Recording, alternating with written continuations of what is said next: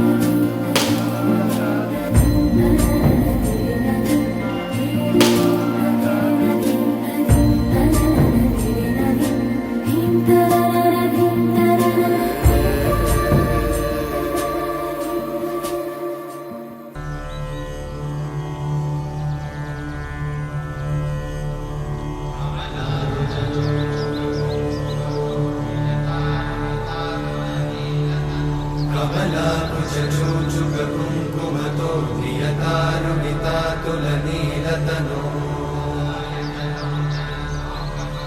कमलायतलोचनलोकपते विजयी भव वेङ्कटशैलपते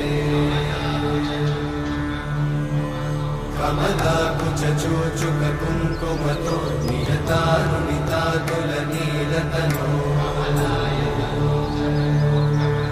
कमलायतलोचनलोकपते विजयी भव वेङ्कटशैलपते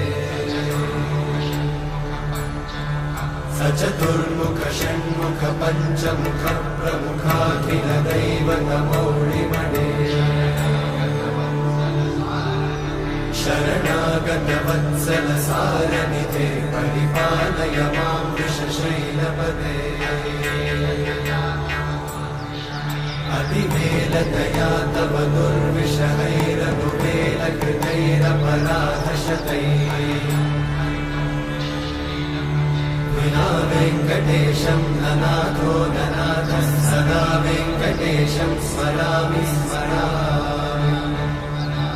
हरे वेङ्कटेशं प्रसीद प्रसीद प्रियं वेङ्कटेशं प्रयच्छ प्रयच्छ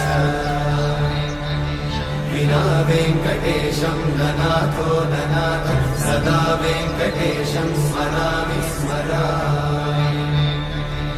हरे वेङ्कटेशं प्रसीद प्रसीद प्रियं वेङ्कटेशं प्रयच्छ प्रयच्छ